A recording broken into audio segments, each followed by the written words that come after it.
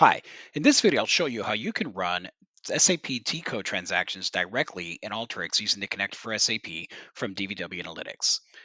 Let's start in SAP itself. And in the GUI, running a transaction code there, I'm going to use FBL3N. And this transaction has in our system some variants that I'm going to use, which obviously gives some parameters which are predefined. And I can run the program under those and get the output here. You see what we got, the GL code and company code, and they're the headers for these mini tables with the results and the totals. You can see that this is repeated for each combination now that it is a standard SAP output, but not necessarily great for analytics. Very well. So now let's see if we can do that in Alteryx. The first thing I'm going to do is I'm going to click, drag, and drop my SAP logon tool here. And that's going to allow me to connect to the SAP system from within Alteryx. In this instance, I'm going to connect to an ECC system.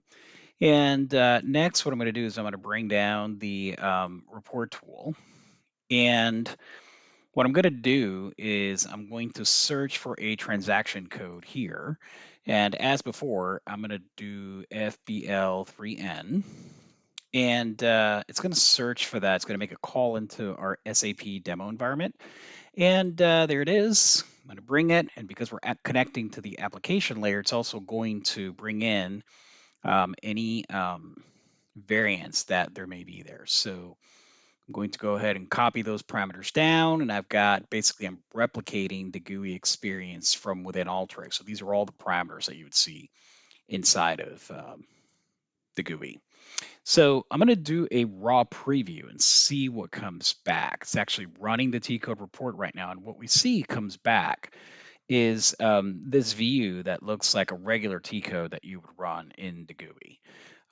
It's not very friendly for purposes of doing analytics functions downstream in Alteryx. So we're going to change that with some cool features. On the GL account, I want to make that a header row. I'm going to do the same thing with the company code. I'm going to call my header rows. I'm going to specify that I want those to be headers.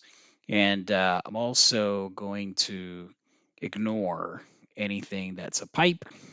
And then I'm going to come down here, and wherever I may have a total, I'm going to ignore that row as well. So once I do that, I can do a raw preview and it'll tell me everything that I've changed. And I can confirm that. And now I've got my data in a nice tabular format that's a little bit more friendly to use in Alteryx. So I'm going to add a browser tool just so that I can see my data at the end of this coming out of Alteryx.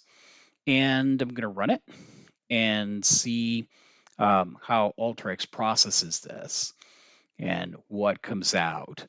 And you can see how easy it is in just a few minutes. Now we've got all of the data in a nice tabular format, ready to be used for downstream analytics within Alteryx.